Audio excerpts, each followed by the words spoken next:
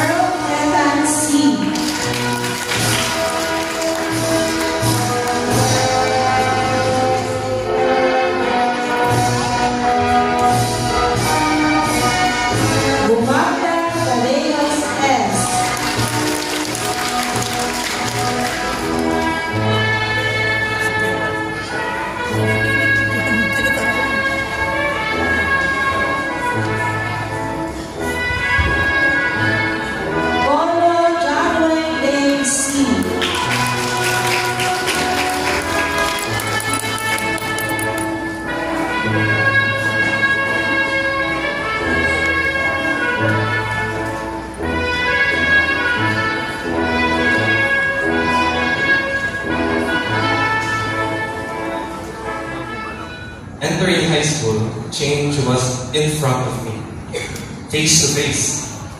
Nadagdagan naman ako ng hiyak sa hope.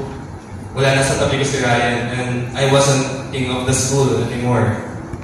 I had to embrace change. I discovered, mahirap pala mag-make friends, no? From walang hiya sa elementary, nung naging mahiyain ako sa start ng high school. I needed to learn how to interact with strangers, make acquaintances, make friends from scratch. Sa Salve, kilala ko na lahat since bata pa ako hanggang graduate. Sa first year high school naman, in front of me was a sea of strangers. Most of them knew each other already. I spent a lot of time being awkward and having embarrassing moments, but I needed to spend that time being awkward and having embarrassing moments. Before I learned the essential skill of talking to strangers and making acquaintances, the essential skill of forming new friendships, the essential skill of saying goodbye. I needed change to learn more in life. There are changes in your life that you choose na pipiliin mo kasi nakita mo may kailangan baguhin. For example, ako dati, getting into trouble at laging napapatawag taong-taon kina Triseli dahil sa kasalan ko. I chose to change, and I learned from that change.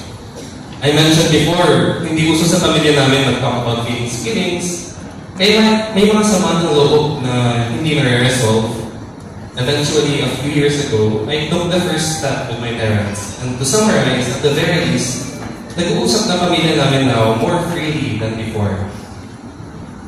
But there are also changes in your life that you can't choose. There are changes that creep up behind you slowly. And then there are changes that jump scares in front of you. There are changes that force you to face strangers and make new companions. Changes where you have to say goodbye to a dear friend. Adriano CJC with honors.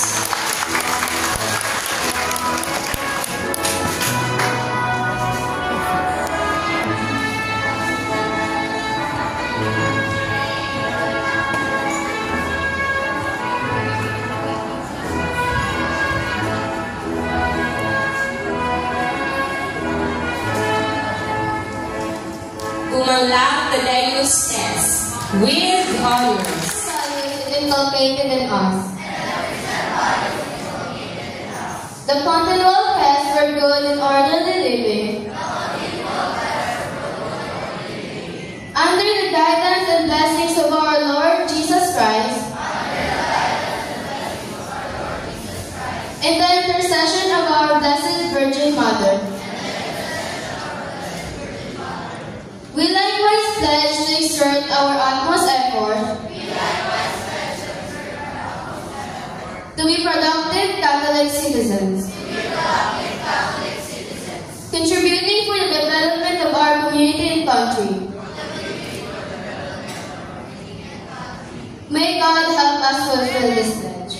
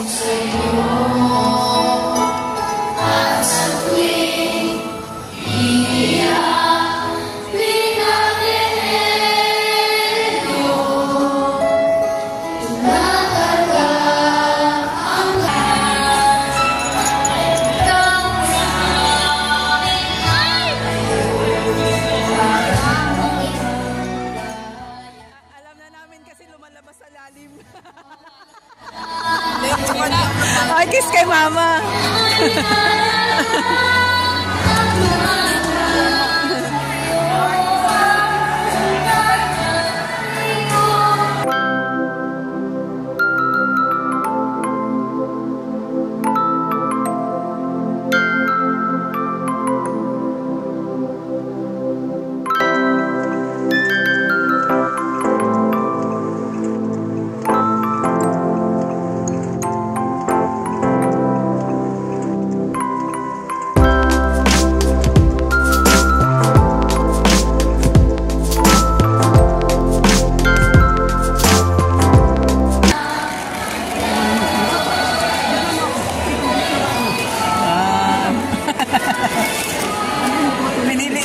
Pinapalitan ko pa.